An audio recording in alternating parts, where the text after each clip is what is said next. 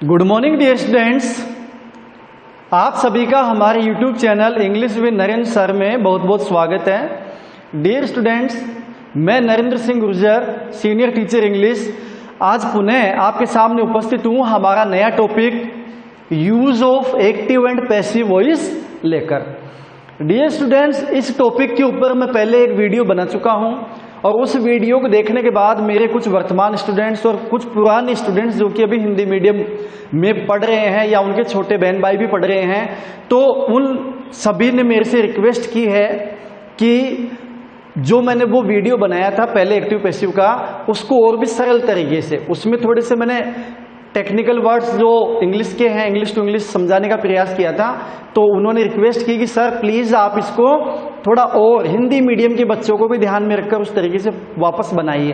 तो आपकी रिक्वेस्ट पर मैं use of active and passive voice के वीडियो को शुरू से शुरू कर रहा हूं आज पुनः। तो आइए वीडियो की शुरुआत करते हैं। देखिए डियर स्टूडेंट्स, वॉइस यानी कि वाच्य दो प्रकार के होते हैं। एक होता है एक्टिव वॉइस और एक होता है पैसिव वॉइस। एक्टिव वॉइस को हिंदी में क्या कहते हैं? कर्तृवाच्य। और पैसिव वॉइस को हिंदी में क्या कहते हैं? कर्मवाच्य। कर्तृवाच्य में कौन प्रधान हो गया? कर्ता प्रधान। कर्मवाच्य में कौन प्रधान हो गया? कर्म प्रधान। अब आप सोचोगे कि कर्म क्या होता है? जिसको इंग्लिश में हम ऑब्जेक्ट कहते हैं, उसी को हिंदी में हम कर्म कहते हैं। अब हम एक उदाहरण लेके देख लेते हैं। यही मैं लिख देता हूं, ही प्लेज क्रिकेट, CRICKET। इस सेंटेंस को आप ध्यान से देखिए। सेंटेंस है ही प्लेज क्रिकेट, ठीक है। यहां अगर हम लोग इनको क्लासिफिकेशन करेंगे, यानी कि इनको अलग अलग हिस्सों में बांटेंगे, तो ही क्या हो गया? सब्जेक्ट हो गया। जो भी सेंटेंस में कोई भी काम को करने वाला होता है, डूअर जो होता है, वो उसका सब्जेक्ट होता है। तो यहाँ ही क्या हो गया? सब्जेक्ट। प्ले क्या हो गई? ये तो सब्जेक्ट हो गया। प्ले क्या हो गई? Main verb. क्रिकेट क्या हो गया? ऑब्जेक्ट, यानी कि हिंदी में इसको हम कर्म के नाम से भी जानते हैं। डियर स्टूडेंट्स, हम लोग हमारा जो टेंस वाला वीडियो था उसमें हम लोग पढ़ चुके थे कि ऑब्जेक्ट की क्या पहचान होती है, कि एक तो ये मेन वर्ब के बाद आता है, पहली पहचान तो ये हो गई। और दूसरी पहचान इसकी क्या होगी कि जो क्या और किसको का जवाब देगा। पुनः सुनिए, क्या और किसको का प्रश्न हम लोग करेंगे और जो क्या और किसको का जवाब देगा वही हमारा क्या होगा? ऑब्जेक्ट। क्या हम यह प्रश्न कर सकते हैं क्या? जैसे ही प्लेज, प्रश्न कर सकते हैं क्या कि वह क्या खेलता है? बिल्कुल कर सकते हैं। और उसका जवाब क्या आ गया? क्रिकेट खेलता है। तो ही प्लेज, वह खेलता है। प्रश्न कीजिए क्या खेलता है? क्रिकेट। तो ये हो गया ऑब्जेक्ट, क्योंकि क्या का जवाब किसने दे दिया? क्रिकेट ने। सपोज करो सेंटेंस होता है ही गोज टू जयपुर या ही गोज टू स्कूल। तो गोज के बाद स्कूल आ रहा है, लेकिन स्कूल क्या और किसको का जवाब नहीं दे रहा। अगर हम प्रश्न करेंगे वह जाता है, क्या जाता है, तो गलत हो जाएगा, क्योंकि प्रश्न क्या बन सकता है? कहां जाता है। स्थान के लिए क्या बनेगा? कहां जाता है। तो इसका मतलब वहां पे जयपुर अथवा स्कूल ऑब्जेक्ट नहीं है। मैं उम्मीद करता हूं कि आप समझ गए होंगे कि ऑब्जेक्ट कैसे हम पहचाने। तो हमने सबसे पहला काम तो क्या किया? सब्जेक्ट छांटा, ही हो गया, मेन वर्ब प्ले हो गई, क्रिकेट ऑब्जेक्ट हो गया। अब एक्टिव में देखो क्या है कि ये जो वर्ब है ना, ये वर्ब, ये जो काम है, ये किसने एक्टिव होके किया? ही ने। यानी किसके द्वारा हुआ काम? सेंटेंस के सब्जेक्ट के द्वारा। यानी कि जो ही है इसने काम किया। और कौन सा काम किया? क्रिकेट खेलने का। ओके। जब हम पैसिव में बदलेंगे तो उसमें कर्म प्रधान हो जाएगा, यानी कि जो ऑब्जेक्ट है वो पहले आ जाएगा, तो ऑब्जेक्ट सब्जेक्ट के स्थान पे आ जाएगा। तो हमने लिख दिया CRICKET, क्रिकेट। एक्टिव में तो क्या होता है? कर्ता के द्वारा कोई काम किया जाता है, यानी कर्ता कौन है? यहाँ पे सब्जेक्ट कौन है? ही है। और ही के द्वारा क्या काम किया गया? प्ले का, खेलने का, क्रिकेट खेलने का। अब देखिए, हम पैसिव बना रहे हैं तो सबसे पहले तो हमने ऑब्जेक्ट को क्या बना दिया? सब्जेक्ट, क्रिकेट आ गया। अब हेल्पिंग वर्ब लगा देंगे, ये इज लगा दी। इसके बाद मेन वर्ब की third form main verb play, और प्ले की थर्ड फॉर्म प्लेड। उसके तुरंत बाद BY बाय लगाएंगे, और ये ही को किस में चेंज कर देंगे, हिम में। ही को हम लोग हिम में चेंज कर देंगे। तो अपना पैसिव वॉइस में क्या बन गया, cricket is played by him, ये पैसिव हो गया। अब यहां हम देखेंगे तो अपना सब्जेक्ट कौन बन गया, क्रिकेट सब्जेक्ट बन गया, इज हेल्पिंग वर्ब बन गई, प्ले मेन वर्ब है और हिम क्या है, ऑब्जेक्ट है। अब यहां हम देखेंगे कि हमने क्या कर दिया, जो अपना ऑब्जेक्ट था उसको सब्जेक्ट बना दिया, यानी ऑब्जेक्ट अब क्या हो गया, प्रधान हो गया। अब यहां पे क्या होता है कि जो ऑब्जेक्ट को हमने सब्जेक्ट बना दिया ना, ये खुद काम नहीं करता। अब क्रिकेट खुद नहीं खेल रहा, क्रिकेट को तो जो खेल है उसको खेला जा रहा है किसके द्वारा, उसके द्वारा, हिम के द्वारा, है ना। तो इसका मतलब पैसिव वॉइस में क्या होता है, पैसिव वॉइस में होता है कि जब कर्ता के द्वारा कोई काम नहीं किया जाए बल्कि कर्ता के ऊपर किसी काम का प्रभाव हो या कर्ता के लिए कोई काम किया जाए तो वो क्या हो जाता है, पैसिव वॉइस हो जाता है। एक उदाहरण मैं नीचे देखिए और बता देता हूं, राम हेल्प्ड हरी, ये देखिए आप, एक उदाहरण और मैं देखिए आपको समझाने का प्रयास करता हूं, अच्छे से आप सुन लोगे तो समझ में आएगा। सेंटेंस अपना राम हेल्प्ड हरी, इसमें सब्जेक्ट कौन हुआ, राम, मेन वर्ब कौन हुआ, हेल्प्ड, और ऑब्जेक्ट कौन हुआ, हरी। अब देखिए राम सब्जेक्ट हो गया, ये वर्ब हो गई। अब देखिए हमको जैसे ऑब्जेक्ट को पहचानना है, क्या ये ऑब्जेक्ट है क्या, तो राम हेल्प्ड, राम ने सहायता की। अब प्रश्न करेंगे क्या सहायता की, तो क्या का तो जवाब नहीं मिल रहा, लेकिन किसको या किसकी, ये किसका, तो यहां पे राम ने मदद की, किसकी की, हरि की, तो हरि क्या हो गया, ऑब्जेक्ट हो गया। तो यहां पे काम, ये जो हेल्प का जो काम हुआ है ना, ये जो वर्ब हुई है, इस हेल्प का काम किसने किया, किसके द्वारा किया गया, राम के द्वारा। तो यहां पे सब्जेक्ट क्या हो गया, एक्टिव हो गया। सब्जेक्ट क्या हो गया, एक्टिव, एक्टिव यानी सक्रिय, तो सब्जेक्ट एक्टिव हो गया तो एक्टिव वॉइस हो गया। अब हम इसको पैसिव में बदलेंगे तो सबसे पहले तो ऑब्जेक्ट को सब्जेक्ट के स्थान पर ले आएंगे, तो सबसे पहले क्या आ जाएगा, हरी हेल्पिंग वर्ब लगाएंगे, क्योंकि ये पास्ट इंडेफिनिट में है सेंटेंस, इसलिए हेल्पिंग वर्ब आएगी, वॉज, मेन वर्ब की थर्ड फॉर्म लगाएंगे, HELPED, थर्ड फॉर्म यही रहेगी, हरी वॉज हेल्प्ड, BY बाय, और जो सब्जेक्ट इसको ऑब्जेक्ट के स्थान पर लगा देंगे तो राम आ जाएगा। अब चूंकि ये प्रॉपर नाउन है इसलिए राम का R कैपिटल आएगा, तो हरी वॉज हेल्प्ड बाय राम। अब देखिए आप, यह सब्जेक्ट है कौन, हरी, लेकिन जो हेल्प का काम है वो किसके द्वारा नहीं किया जा रहा, हरी के द्वारा। यानी इसमें जो सब्जेक्ट है हरी, अपना जो पैसिव वॉइस का सब्जेक्ट है हरी, वो खुद एक्टिव नहीं है, वो पैसिव है। पैसिव का मतलब निष्क्रिय, पैसिव का मतलब निष्क्रिय, ये निष्क्रिय लिख दिया मैंने, और एक्टिव का मतलब सक्रिय, ये सक्रिय लिख दिया मैंने। सक्रिय का मतलब जो कि एक्टिव होकर, जो कि मतलब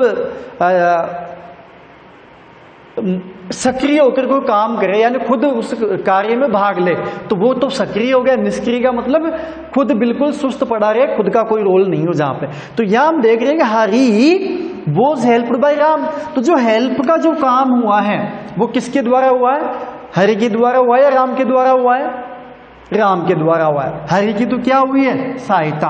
तो यहां हम ये देख सकते हैं कि in the first sentence the subject is active and something is done by subject. यहां पे सब्जेक्ट एक्टिव है और सब्जेक्ट के द्वारा कुछ किया जा रहा है। लेकिन in second sentence here the subject is not active, है ना, and something is done to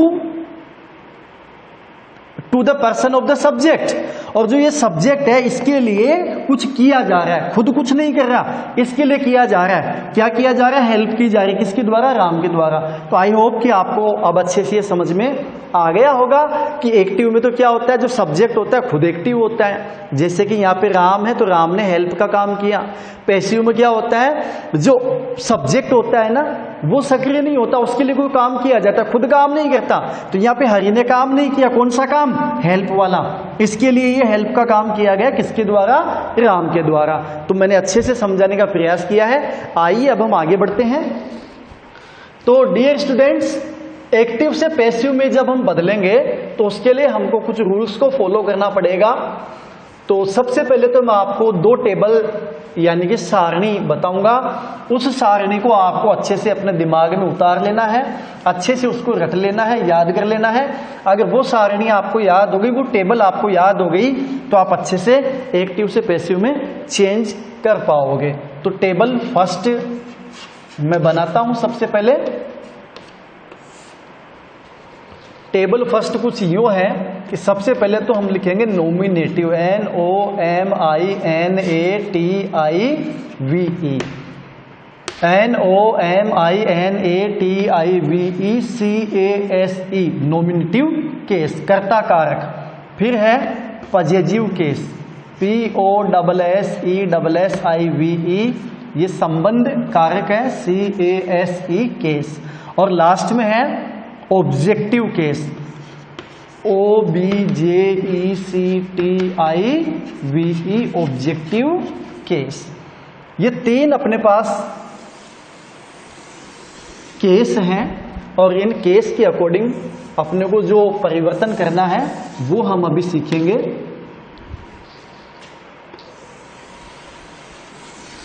वैसे तो ये टेबल अपने पिछले वाले वीडियो में भी मैं बना चुका हूं, अगर वहां आपने इसको अच्छे से देख लिया होगा तो समझ में आ जाएगा। अगर नहीं सीखा तो भी कोई ज्यादा टेंशन वाली बात नहीं है, अपन अब सीख लेंगे। सपोज कीजिए कि सब्जेक्ट, नॉमिनेटिव केस का मतलब सीधा सा ये होता है कि सब्जेक्ट का क्या केस होता है। जो सब्जेक्ट होता है ना उसी को नॉमिनेटिव बोलते हैं, कर्ता कारक। अपन इसको कर्ता कारक, जो कर्ता होता है किसी भी काम को करने वाला, जैसे करता है आई, ठीक है, आई हो गया। अब आई क्या हो गया? नॉमिनेटिव केस हो गया, यानी कि खुद कर्ता हो गया, काम को करने वाला हो गया। पजेजिव केस, पजेजिव का मतलब होता है जिसमें किसी का कोई संबंध हो, स्वामित्व हो, मालिकाना हक हो, जैसे माय। तो आई का क्या हो गया? माय। जैसे this is my chalk, this is my pen, तो माय यानी मेरा, तो पेन के और मेरे बीच में क्या हो गया? संबंध, मेरा पजेशन हो गया, इसके ऊपर अधिकार हो गया। तो ये जो पजेजिव केस है ये किसके लिए होगा? जब संबंध बताया जाएगा ना कर्ता के और किसी दूसरी वस्तु के बीच में, तो वो क्या हो गया? Possessive case. तो आई का पजेजिव केस क्या बनता है? माय। और ऑब्जेक्टिव केस क्या बन गया? मी, यानी कि मुझे या मुझको। मी का मतलब मुझे या मुझको। आगे देखिए वी, वी यानी हम। जैसे हमने पाठ पढ़ लिया तो यहां सब्जेक्ट हो गया। वी का जो पजेजिव केस बनेगा वो बनेगा OUR, इसको बोलते हैं हम लोग आर, आवर। आवर भी हम लोग बोल देते हैं लेकिन आर बोलेंगे हम लोग। तो आर और अस, US, अस, अस यानी हमें, वी यानी हम, अवर हमारा।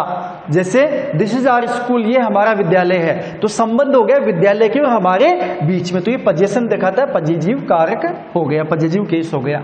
अस यानी हमें, वह हमें इंग्लिश पढ़ाता है, तो अस क्या हो गया? ऑब्जेक्टिव केस हो गया। किससे पढ़ाता है? हमें पढ़ाता है, यानी हम खुद नहीं पढ़ते हैं, हमें पढ़ाया जाता है, यानी हमारे लिए कोई काम किया जाता है। तो जब किसी के लिए कोई काम किया जाता है तो ऑब्जेक्टिव केस कहलाता है। तो वी का ऑब्जेक्टिव केस क्या हो गया? अस हो गया। यू का पजेजिव केस YOUR, योर।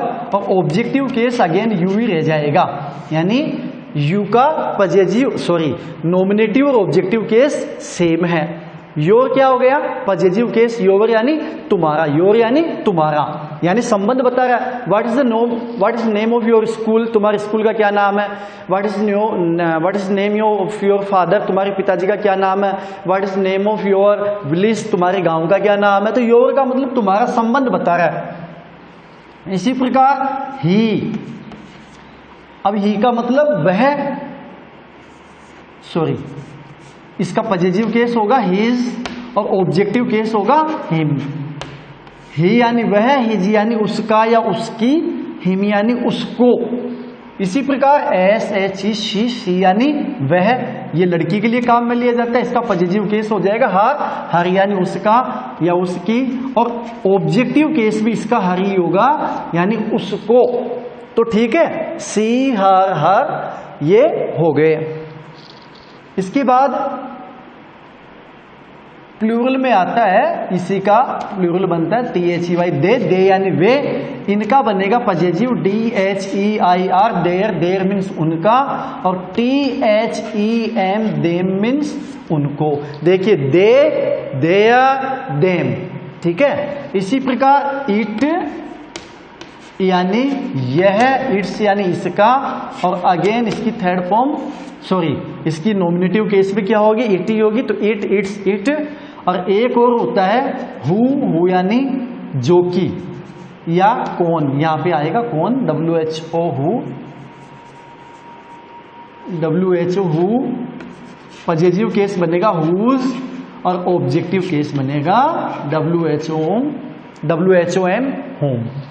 देखिए I, my, me, we, our, us, you, your, you, he, his, him, she, her, her, they, their, them, it, its, it, who, whose, whom. ठीक है, तो I, we, you, he, she, they, it, who, ये तो हो गए nominative case. My, our, your, his, her, their, it, its, whose, ये हो गया positive case. Me, us, you, him, her, them, it, हुम, ये हो गया ऑब्जेक्टिव केस। यानी जब हम लोग एक्टिव से पैसिव में चेंज करेंगे तो आई को तो मी में बदल देंगे, मी को आई में बदल देंगे, वी को अस में, और अस को वी में, यू को यू में ही रखेंगे, कोई चेंज नहीं होगा, ही को हिम में और हिम को ही में, सी को हर में और हर को सी में, दे को देम में, देम को दे में, इट को कोई चेंज नहीं करेंगे, इट का इट ही रहेगा, और हु को हुम में हम लोग चेंज कर देंगे और हुम को हु में चेंज कर देंगे। तो ये बिल्कुल सिंपल सी कहानी है, इसको आप लोगों को अच्छे से दिमाग में बिठा लेना है। अब हम आगे बढ़ते हैं टेबल नंबर 2 की तरफ। डियर स्टूडेंट्स, बिल्कुल भी बोधरेशन नहीं लेना है, और जिस प्रकार से मुझे कुछ स्टूडेंट्स ने अभी बताया कि सर इस चीज को पुनः आप समझाइए और थोड़ा खोल के समझाइए और भी इजी तरीके से समझाइए, तो मुझे बड़ा अच्छा लगा कि मेरे स्टूडेंट्स मेरी बात को कितनी सीरियस लेते हैं। यानी मेरी जो मेहनत है, जो मैं अभी ये YouTube पे आपके लिए वीडियोस बना के डाल रहा हूँ, वो मेहनत जाया नहीं हो रही है, वो मेहनत कहीं ना कहीं आपके काम आ रही है। तो मुझे बड़ी खुशी हुई कि आप लोग मेहनत कर रहे हैं, और आगे भी आपसे उम्मीद करूंगा कि इसी प्रकार इस मेहनत को जारी रखेंगे। तो आइए टेबल नंबर 2 की तरफ हम बढ़ते हैं। टेबल फर्स्ट आपने सीख ली, टेबल 2 देख लीजिए। टेबल 2 में सबसे पहले तो हम लोग यहां पे लिखेंगे name of tense, name of tense, okay, ये तो नेम ऑफ टेंस हो जाएगा। फिर है active, ACTIVE, active voice, okay. फिर है पैसिव वॉइस,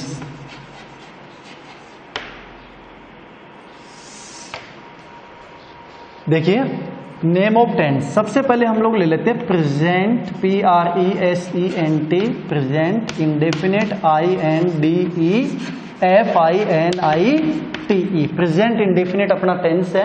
तो प्रेजेंट इंडेफिनिट में हम लोगों को पता है कि हम लोग हेल्पिंग वर्ब साधारण जो एफर्मेटिव सेंटेंस होते हैं उनमें यूज में नहीं लेते। तो वह हम क्या काम में लेते हैं, वर्ब की फर्स्ट फॉर्म, और उसमें अगर सब्जेक्ट अपना सिंगुलर है तो एस अथवा ES भी हम काम में लेते हैं।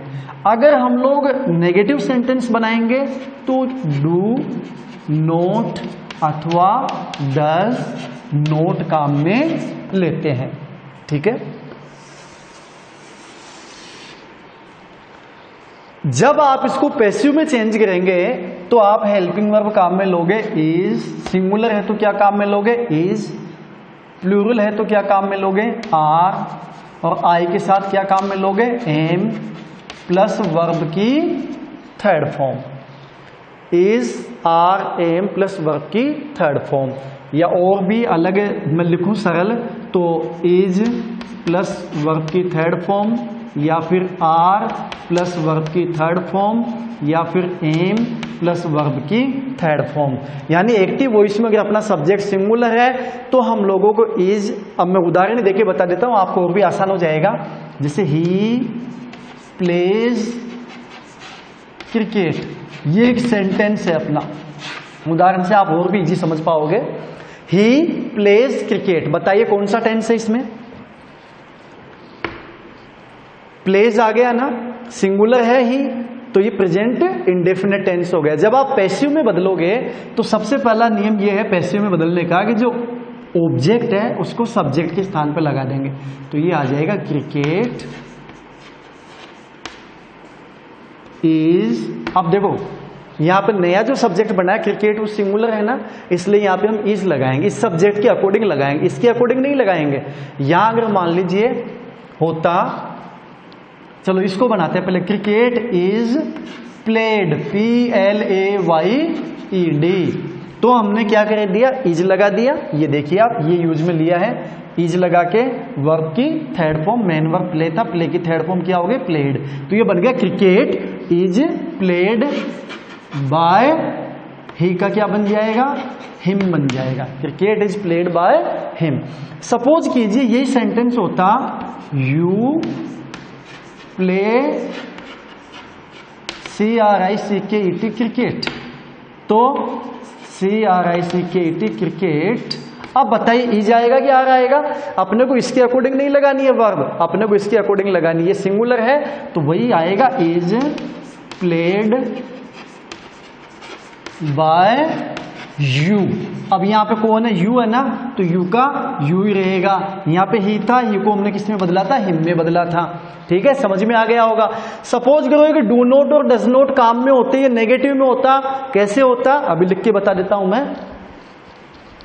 ये यदि होता ही डज नॉट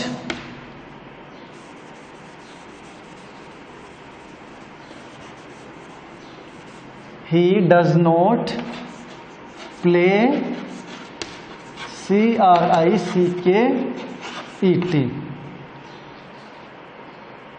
ठीक है, he does not play cricket।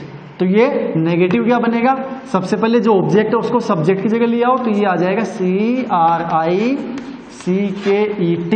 Helping verb की जगह हेल्पिंग वर्ब लगाएंगे, इज नोट है तो नोट भी लगाएंगे, नोट प्ले की थर्ड फॉर्म प्लेड बाय, और ही को किस में चेंज कर देंगे, हिम में। ठीक है, एक सेंटेंस ये हो गया। मान लीजिए ये होता you do not play cricket, तो इसका नेगेटिव क्या बनता, ये बनता क्रिकेट CRICKET, हेल्पिंग वर्ब की जगह हेल्पिंग वर्ब लगाओ, सिंगुलर है इसलिए इज आ जाएगा, इज नॉट प्ले की third form played by you. Okay, आ गया होगा अब आपके समझ में। तो हम आगे बढ़ते हैं। तो देखिए डियर स्टूडेंट्स, सपोज कीजिए कि हम एक वर्ब यहां पे यूज में ले लेते हैं, और वर्ब है, वर्ब की फर्स्ट फॉर्म यहां पे मान लीजिए दी गई है। वर्ब के आधार पे आपको और भी अच्छे से समझ में आएगा। जैसे ये वर्ब है टेक अथवा टेक्स। ओके, अब ये वर्ब की फर्स्ट फॉर्म दी गई है, वर्ब की फर्स्ट फॉर्म में एस जुड़ा हुआ है। जब आप पैसिव में बदलोगे तो बनेगा इज, टेक की थर्ड फॉर्म टेकन, अगर प्लूरल है तो आर टेकन, और यदि यही एम के साथ है तो एम टेकन। ठीक है, अब मेरे ख्याल से आपको समझ में आ गया होगा। अब हम देखते हैं दूसरा टेंस देख लेते हैं। ये तो पहला टेंस हो गया, दूसरा टेंस है प्रेजेंट कंटिन्यूअस, CONTINUOUS टेंस। अब प्रेजेंट कंटिन्यूअस टेंस में क्या होगा, या तो दिया गया होगा इज टेकिंग, इसी वर्ब को ले लेते हैं, आगे कंटिन्यू कर लेते हैं, समझने के लिए इजी रहेगा। इज टेकिंग होगा या फिर आर टेकिंग, यानी इज एम आर और वर्ब की फर्स्ट फॉर्म में आईएनजी होगा। इज टेकिंग, आर टेकिंग या एम टेकिंग। अब देखिए,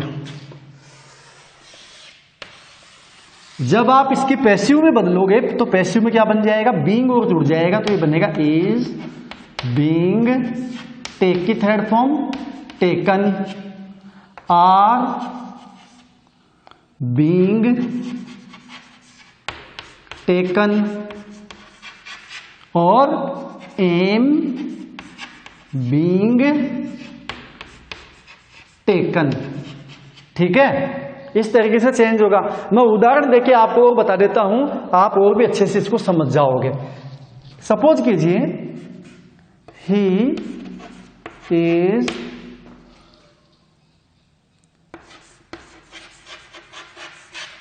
प्ले वर्ब ले लेता हूं मैं, he is playing cricket, CRICKET।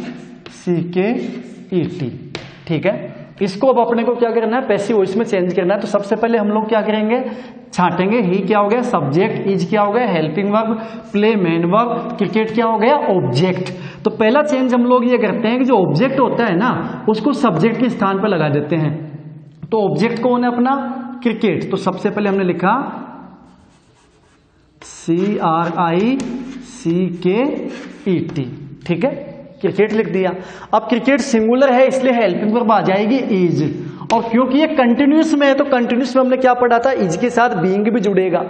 अगर इतना नहीं याद रहता तो आप इतना भी याद रख सकते हो इस फॉर्मूले से कि जहां वर्ब में आईएनजी दिया गया होता है। क्योंकि देखो डियर स्टूडेंट्स, पैसिव वॉइस क्या कहता है अपने को, मेन वर्ब की कौन सी फॉर्म यूज में लेनी है, थर्ड फॉर्म, है ना। और कंटिन्यूस क्या कहता है कि मेन वर्ब की फर्स्ट फॉर्म में क्या आना चाहिए, आईएनजी आना चाहिए। तो दोनों को सेटिस्फाई करने के लिए हम क्या कर देंगे, आईएनजी भी काम में ले लेंगे। जैसे हमने लिखा बीई, बी, इस बी का अकेले का कोई महत्व नहीं होता, इस बी के साथ हमने क्या जोड़ दिया, आईएनजी। तो ये बीइंग हो गया, तो इसने कंटिन्यूस फॉर्म बना दी, यानी कि ये कंटिन्यूस अपने आप शो हो गया कि वर्ब की फर्स्ट फॉर्म में क्या दिया गया है, आईएनजी दिया गया है। तो क्रिकेट इज बीइंग, प्ले की थर्ड फॉर्म प्लेड, बाय, ही का ये नॉमिनेटिव केस है, इसको हम ऑब्जेक्टिव केस में बदलेंगे तो ये हिम हो जाएगा।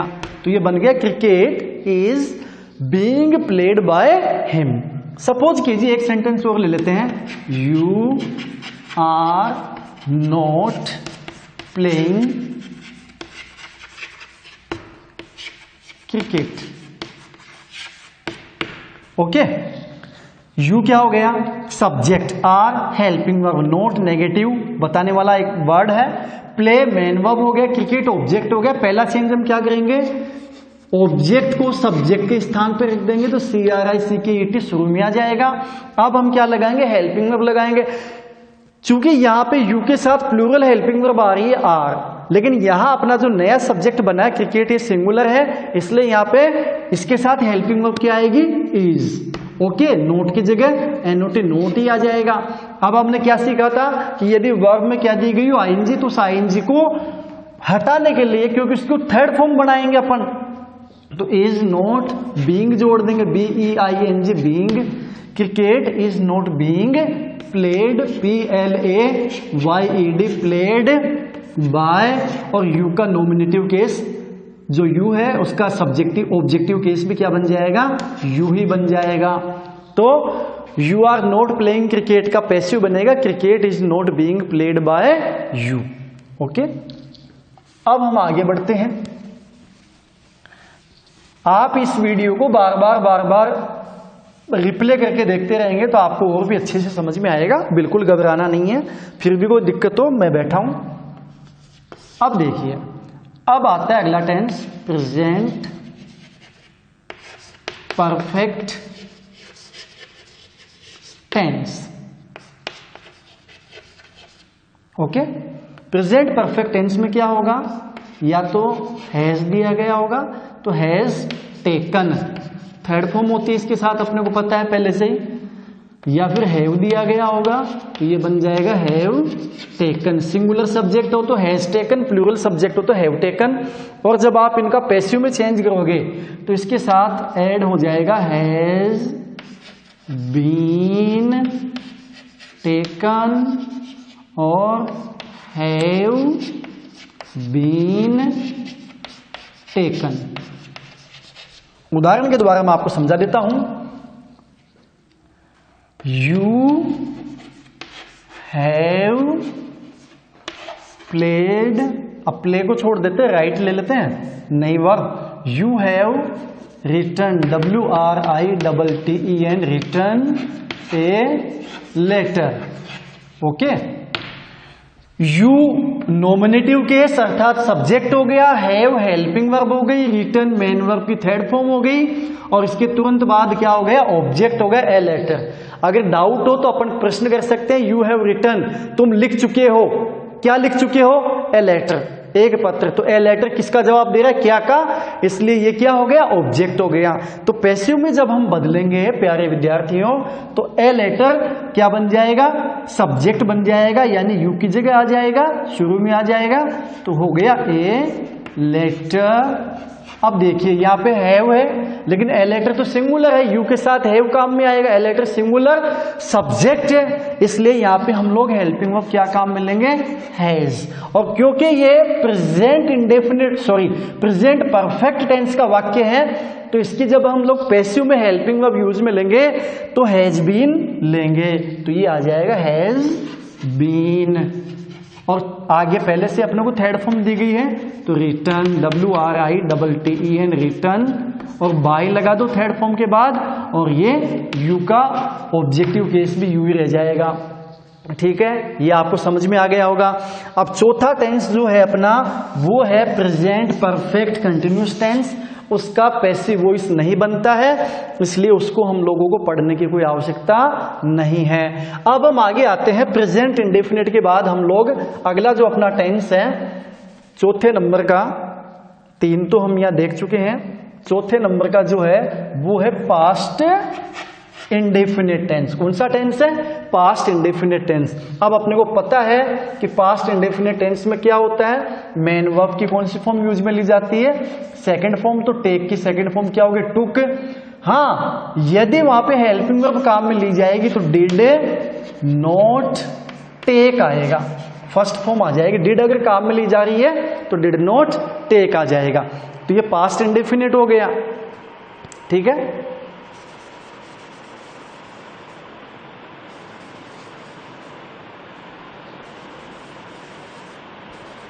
देखिए ये हो गया। जब आप इसका पैसिव बनाओगे पास्ट इंडेफिनिट का, तो ये बनेगा, या तो आएगा वॉज टेकन या फिर आएगा were taken.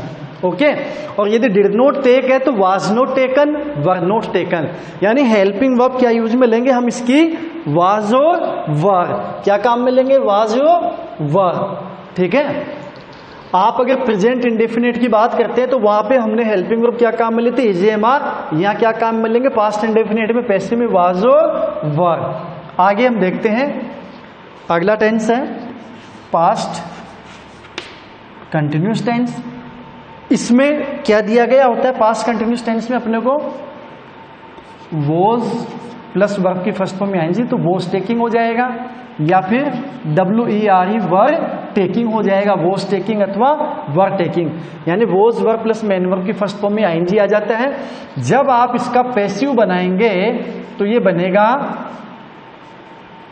Was being taken, was being taken, और प्लूरल है तो WERE वर बीइंग टेकन बनेगा, वॉज बीइंग टेकन अथवा वर बीइंग टेकन। यानी AJMR की जगह वॉज और वर काम में आ जाएगी। अब इन दोनों का मैं एक उदाहरण आपको यहां देके बता देता हूं ताकि आप इजीली समझ जाओगे। जैसे मैंने लिखा WROTE राउट ए लेटर। अब बताइए कौन सा टेंस हुआ, हमने देखा सब्जेक्ट हो गया यू, ये मेन वर्ब की सेकंड फॉर्म हो गई और ए लेटर क्या हो गया, ऑब्जेक्ट हो गया। तो ये कौन सा टेंस हुआ, कोई हेल्पिंग वर्ब नहीं दी गई और वर्ब की सेकंड फॉर्म है, तो ये पास्ट इंडेफिनिट टेंस हो गया। तो अब हम इसको चेंज कर लेते हैं, तो जो ऑब्जेक्ट है उसको सब्जेक्ट के स्थान पे लगा दो, ए लेटर, LETTER लेटर। अब अपने को हेल्पिंग वर्ब लगानी है, तो हमें पता है कि ए लेटर सिंगुलर है, इसलिए हम हेल्पिंग वर्ब क्या लगाएंगे, वोज लगा देंगे। तो ये मैंने वोज लगा दिया। अब क्या करेंगे, मेन वर्ब की थर्ड फॉर्म WROT, रोट की third form written, WRITTEN return by, और यू का नॉमिनेटिव केस ऑब्जेक्टिव केस भी क्या हो जाएगा, यू ही रह जाएगा। सपोज कीजिए you were writing, WRITING writing a letter, ये सेंटेंस है। तो आपने देखा कि इस सेंटेंस में कौन सा टेंस हुआ, इस सेंटेंस में वर राइटिंग आ गया, इसका मतलब ये पास्ट कंटिन्यूस टेंस हो गया। यू सब्जेक्ट हो गया, वर हेल्पिंग वर्ब हो गया, राइटिंग मेन वर्ब हो गई, ए लेटर इसका ऑब्जेक्ट हो गया। ओके, तो ए लेटर को हम सबसे पहले ले आएंगे, तो ये आ गया ए लेटर।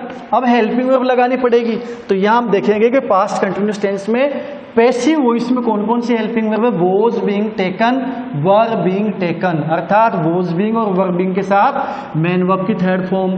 तो यहाँ पे हमने देखा कि यहाँ पे ए लेटर सिंगुलर, इसलिए वॉज बीइंग, BEING बीइंग, और जो राइट है राइटिंग दिया गया है, इसकी थर्ड फॉर्म लगाएंगे तो रिटर्न,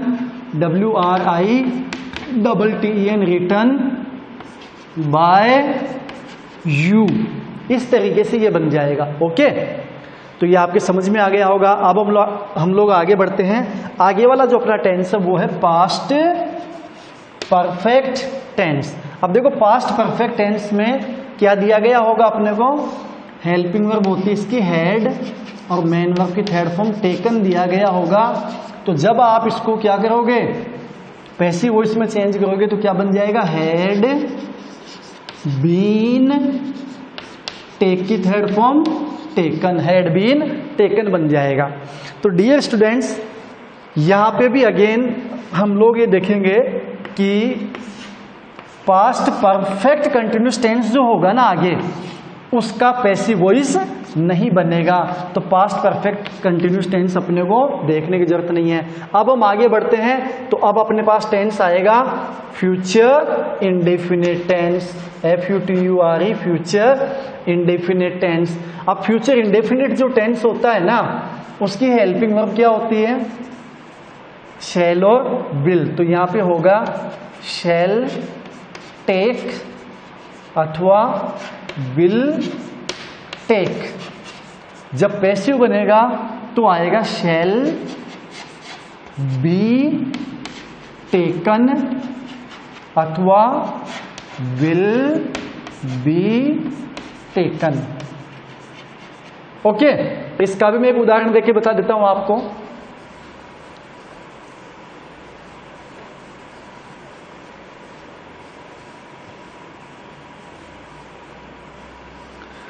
मैंने सेंटेंस लिखा, आई शैल BUY बाय ए कार, ये मैंने सेंटेंस लिखा। ओके, कौन सा टेंस में हुआ सेंटेंस, शैल आ गया, मेन वर्ब की फर्स्ट फॉर्म आ गई, इसका मतलब फ्यूचर इंडेफिनिट। तो आई सब्जेक्ट है, शैल हेल्पिंग वर्ब है, बाय मेन वर्ब की फर्स्ट फॉर्म है, ए कार ऑब्जेक्ट है। आई शैल बाय, मैं खरीदूंगा। प्रश्न कीजिए क्या खरीदूंगा, उत्तर क्या आ रहा है, एक कार। तो इसका मतलब एक कार ऑब्जेक्ट हो गया, तो ऑब्जेक्ट को हम सबसे पहले लगा देंगे, ये आ गया ऑब्जेक्ट, एक कार। अब देखिए यहां शैल दिया गया है हेल्पिंग वर्ब। अपने को पता है कि आई और वी के साथ हम लोग शैल काम में लेते हैं, बाकी अदर्स जितने भी हैं उनके साथ हम विल काम में लेते हैं। तो एक आर के साथ विल काम में आएगी हेल्पिंग वर्ब, तो ये विल। और चूंकि हम पैसिव बना रहे हैं तो पैसिव में हमने पढ़ा था कि विल बी प्लस वर्ब की थर्ड फॉर्म आएगा। तो यहाँ पे विल और बी जोड़ देंगे और बाय की थर्ड फॉर्म होती BOUGHT बोट। तो थर्ड फॉर्म लिख दी, a car will be bought by. I का सब्जेक्टिव केस या नॉमिनेटिव केस क्या हो गया, आई, जब इसका ऑब्जेक्टिव केस बनाएंगे तो क्या बन जाएगा, मी। तो यहां पे आ जाएगा a car will be bought by me, है ना, एकदम सिंपल। अब आगे देखिए आप,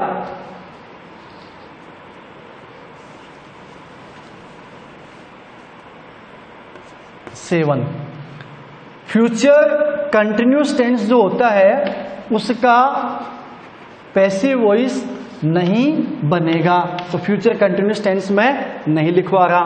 तो हम लोग आगे आ जाते फ्यूचर परफेक्ट टेंस। अब देखिए डियर स्टूडेंट्स कितना आसान है, FUTURE future, PERFECT perfect tense. Future perfect tense की एक्टिव वॉइस में हेल्पिंग वर्ब होती है शैल, हैव, और वर्ब की थर्ड फॉर्म आई जाएगी प्लस टेकन, यानी कि वर्ब की थर्ड फॉर्म ये हो गई, और विल, हैव, और वर्ब की थर्ड फॉर्म ये हो गई।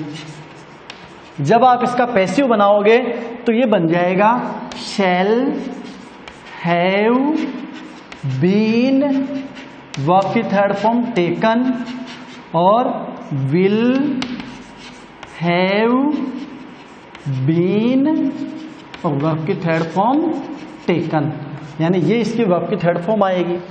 और फ्यूचर परफेक्ट कंटिन्यूस टेंस जो है, फ्यूचर परफेक्ट कंटिन्यूस टेंस, उसका पैसिव नहीं बनेगा, अर्थात अपने पास टोटल जो 12 टेंस हैं, प्रेजेंट इंडेफिनिट से लेकर फ्यूचर परफेक्ट कंटिन्यूस टेंस तक जो 12 टेंस हैं, उनमें से केवल 8 टेंस का ही बनेगा।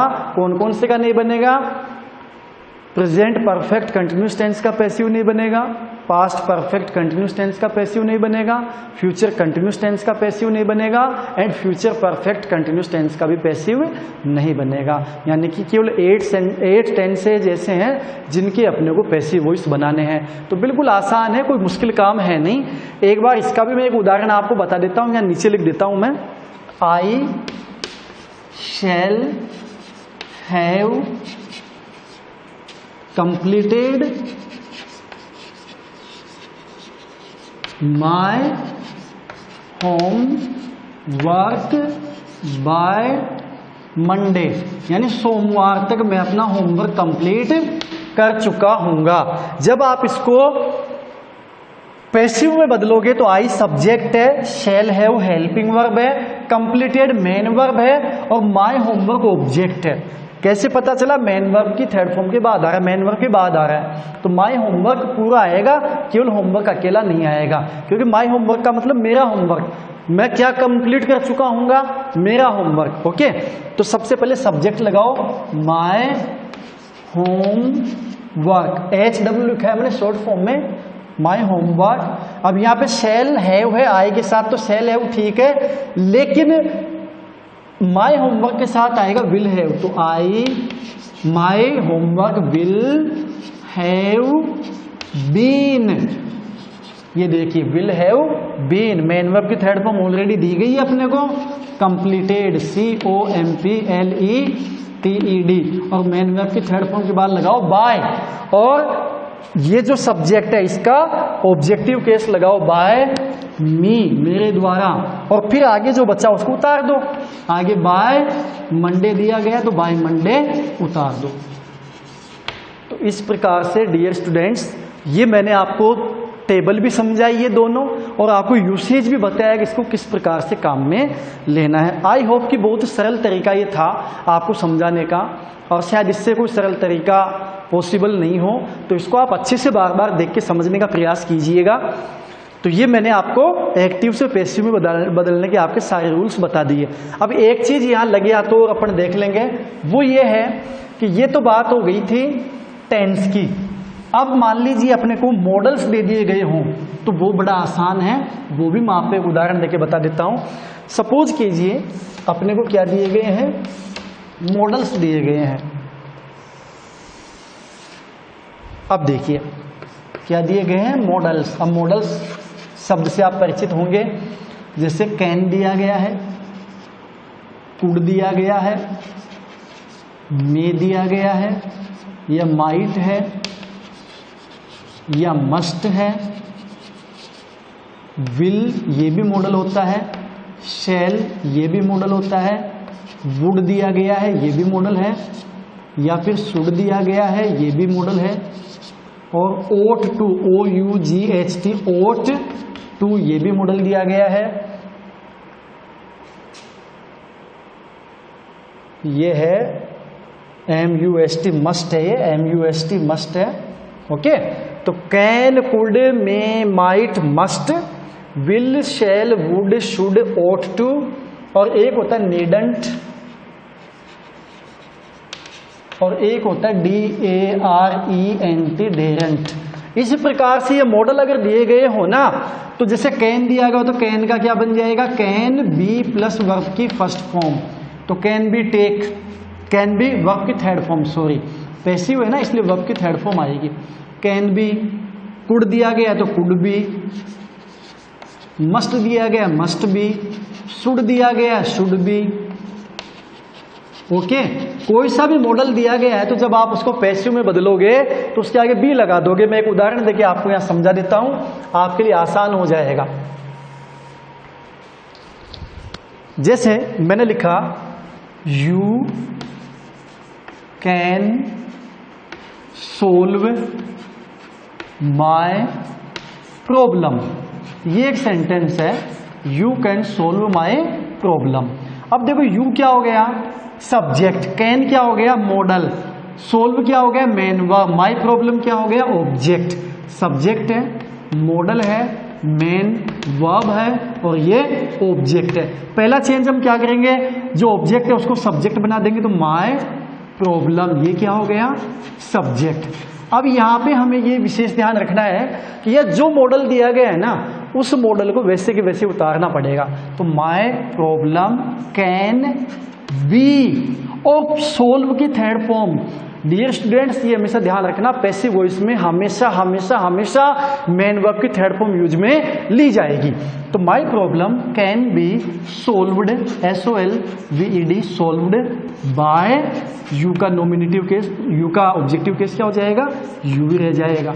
Okay, you must obey, OBEY, ओबे का मतलब होता है आज्ञा पालन करना, your parents, PARENTS, your parents. मान लो ये होता तो यहाँ पे यू क्या हो गया, सब्जेक्ट, मस्ट क्या हो गया, मॉडल, ओबे क्या हो गया, मेन वर्ब, योर पेरेंट्स हो गया ऑब्जेक्ट, तो ये आ जाएगा योर पेरेंट्स, सबसे पहले आ जाएगा।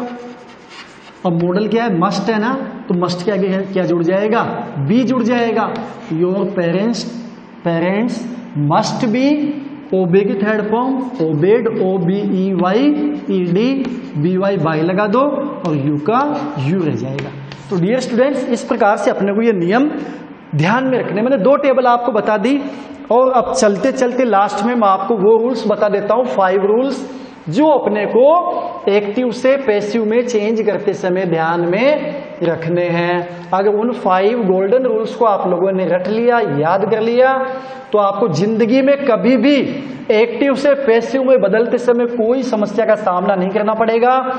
भले आप 10th में हो, भले आप 12th में हो, भले आप ग्रेजुएशन के क्लासेज में हो, या फिर भले आप किसी कंपटीशन के एग्जाम में बैठे, आपको कभी कभी कभी भी नहीं किसी समस्या का सामना करना पड़ेगा। यानी कभी भी कोई समस्या आपके सामने नहीं आएगी अगर आपने इन कुछ रूल्स को अच्छे से समझ लिया, इनको फॉलो कर लिया, तो आप जिंदगी में कहीं नहीं अटकोगे एक्टिव और पैसिव में। तो आइए वो गोल्डन रूल्स कौन से हैं, तो उनको हम लोग समझते हैं।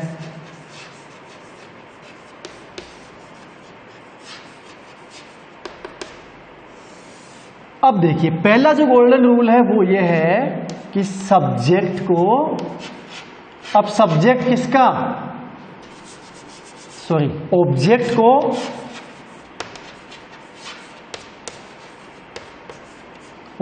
को सब्जेक्ट के स्थान पर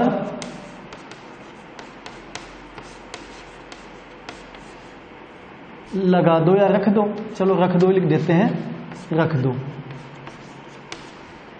किसका ऑब्जेक्ट? पैसिव वॉइस के सेंटेंस का ऑब्जेक्ट जो है उसको सब्जेक्ट के स्थान पे रख दो, जैसा कि हम अभी तक करते आ रहे हैं। बाद में जो ऑब्जेक्ट दिया गया उसको सबसे पहले लगा देंगे। दूसरा रूल क्या फॉलो करना है? Use proper helping verb public model. Okay, proper helping verb अथवा मॉडल जो है वो अपने को काम में लेना, जो मैंने बता दिया था कि प्रेजेंट इंडेफिनिट में तो is am are plus verb की थर्ड फॉर्म, प्रेजेंट कंटिन्यूस हो तो is am are being plus verb की थर्ड फॉर्म, प्रेजेंट परफेक्ट में हो तो हैज बीन और हैव बीन प्लस वर्ब की थर्ड फॉर्म, वो अपने को ध्यान में रखना है। और तीसरा golden rule, always use third form of the verb. जो वर्ब आपको दी गई है उसकी हमेशा हमेशा कौन सी फॉर्म काम में लेंगे? Third form. यानी पैसिव जब भी बनेगा जब थर्ड फॉर्म आएगी। अगर थर्ड फॉर्म नहीं आ रही तो पैसिव नहीं है, आपका पैसिव रॉन्ग है। थर्ड फॉर्म का विशेष ध्यान रखिए, थर्ड फॉर्म लगानी है। चौथा रूल क्या है? थर्ड फॉर्म के बाद बी वाई, ये जो बाय है ये लगा दो। यहां मैं आपको बताना चाहूंगा कि 99% बाय यूज में आएगा, लेकिन कई बार ऐसा होता है कि नहीं भी यूज में आता, तो वहां पे हम लोग, मैं लिखूंगा यदि आवश्यक हो सकता है कि बाय यूज में नहीं आए, तो वहां जरूरी नहीं है कि अपन लगाएं। तो मैंने लिखा यदि आवश्यक हो, यदि आवश्यक हो तो बाय लगाना है, नहीं हो तो नहीं लगाना। अभी मैं एक उदाहरण देके बता दूंगा जहां बाय नहीं लगेगा। आगे देखिए आप, जो सब्जेक्ट है एक्टिव वॉइस का, उसको सब्जेक्ट को ऑब्जेक्ट के स्थान पर रख दो। किसको? सब्जेक्ट को। किसके स्थान पर? ऑब्जेक्ट के स्थान पर। मैं एक उदाहरण दे देता हूं आप लोगों को जिसमें ये पांचों रूल फॉलो होंगे। जैसे Ram teaches English, ENGLISH। Ram teaches English, ये सेंटेंस है अपना। राम सब्जेक्ट है, टीचेज मेन वर्ब है, इंग्लिश ऑब्जेक्ट है। सबसे पहले अपने को टेंस की पहचान करनी पड़ेगी कि कौन सा टेंस में है वाक्य, जब भी तो आप ये प्रॉपर हेल्पिंग वर्ब लगा पाओगे ना। तो हमने टेंस की पहचान की, तो टीच में ES जुड़ा हुआ है, इसका मतलब ये कौन सा टेंस हुआ? Present indefinite. अब बिल्कुल आसान है। पहला रूल क्या कहता है? ऑब्जेक्ट को किसके स्थान पर रख दो? सब्जेक्ट के स्थान पर। ऑब्जेक्ट कौन है? इंग्लिश, तो इंग्लिश को मैंने सब्जेक्ट के स्थान पे रख दिया, ENGLISH रख दिया। आगे दूसरा नियम क्या कहता है? Use proper helping verb. तो हमने पढ़ा था कि अगर अपना active voice present indefinite tense में तो हेल्पिंग वर्ब आएगी is, am, are plus verb की थर्ड फॉर्म। तो यहाँ पे इंग्लिश सिंगुलर है इसलिए आ जाएगा इज। मेन वर्ब की थर्ड फॉर्म टी, यूज की always use third form of the main verb. तीसरा नियम क्या है? मेन वर्ब की थर्ड फॉर्म लगाओ, तो मेन वर्ब है टीच, टीच की थर्ड फॉर्म TAUGST, टोट हो गया। ठीक है। तीसरा चौथा नियम क्या कहता है कि थर्ड फॉर्म के बाद क्या लगा दो? बाय लगा दो, तो ये मैंने BY बाय लगा दिया। पांचवा नियम क्या कहता है? सब्जेक्ट को ऑब्जेक्ट के स्थान पर, सब्जेक्ट को है राम, तो इसको ऑब्जेक्ट के स्थान पर यानी कि बाय के तुरंत बाद ये लगा दिया, तो English is taught by Ram, ये इसका पैसिव बन गया। अब मैं बात कर रहा था कि कहीं कहीं हम बाय नहीं लगाते हैं, तो जैसे एक एग्जाम्पल है KNOWI, नो हिम। इस सेंटेंस को आप देखिए, आई यहां पे सब्जेक्ट हो गया, नो मेन वर्ब हो गया, हिम क्या हो गया? ऑब्जेक्ट हो गया। ठीक है। तो हिम को जब इधर लेके आएंगे सब्जेक्टिव केस बनाएंगे, तो हिम का सब्जेक्टिव केस बनता है ही। अब क्योंकि ये कौन से टेंस में? KNOW, नो वर्ब की फर्स्ट फॉर्म है, नो का मतलब था जानना, तो यहां पे ये प्रेजेंट इंडेफिनिट टेंस है तो हेल्पिंग वर्ब क्या आएगी, इज एम आर आएगा, तो ही के साथ इज लगा देंगे। नो की थर्ड फॉर्म होती है KNOWN, नोन हो जाती है। अब यहाँ पे बाय नहीं लगाते नो के साथ कभी भी, तो यहाँ पे क्या आएगा, टू। ये फिक्स है एकदम कि नो के साथ टू लगाएंगे पैसिव बनाते समय, इसको आप याद रख ले। बाय, अब आप बाय लगा, sorry he is known, by नहीं लगाएंगे, ही इज नोन टू।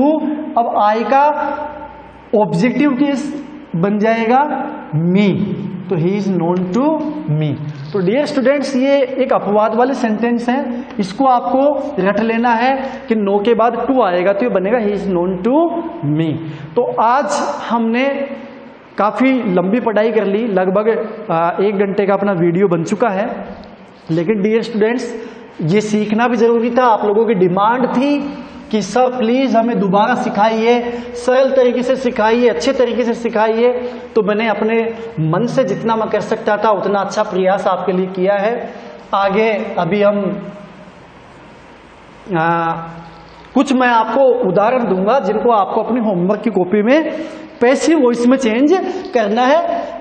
तो आइए मैं एग्जाम्पल्स बोर्ड पे लिख देता हूं, फटाफट उतार लीजिएगा। He teaches English. Simple simple दे रहा हूं मैं ताकि आप आसानी से कर पाओ। You are writing, WRITING, writing a letter. He has taken food. यहां पे ही की बजाय मैं लिखूंगा दे, यहां वापस मैं कर देता हूं, दे हैव, इसको ये कीजिए आप, they have taken food. I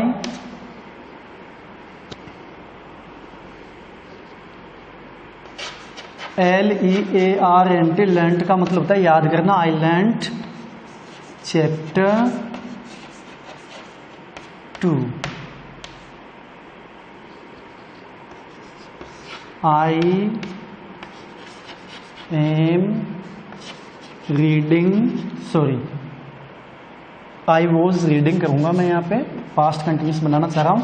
I was reading, READING, reading newspaper. Okay,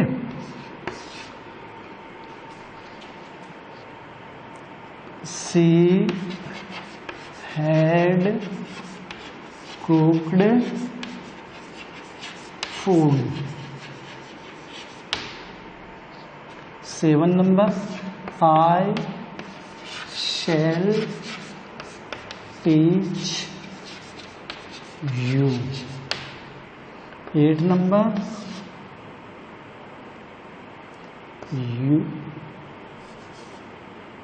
we shall have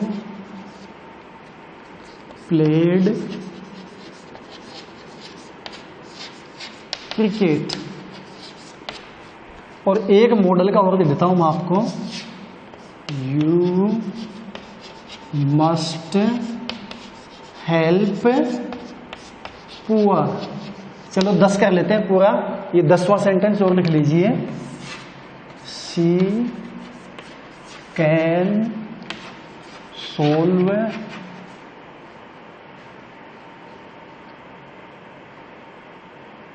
this question, QUESTION, question paper, PAPER। She can solve this question paper.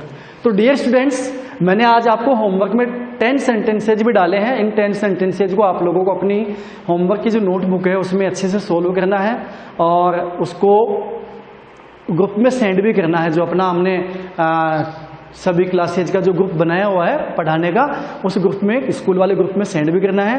और आई होप कि आपको अब कोई समस्या नहीं रही होगी, ये अच्छे से समझ में आ गया होगा। हमारे नए जो नेक्स्ट वीडियो जो हम बनाएंगे, उस नए वीडियो में हम लोग इसी को टॉपिक को आगे कंटिन्यू करेंगे, और यदि आपको फिर भी कोई समस्या रहेगी तो उसके समाधान का हम लोग प्रयास करेंगे।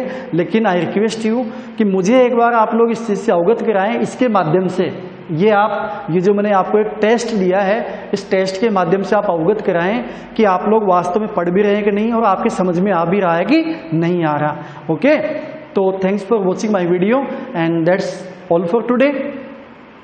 Have a nice day. Thank you.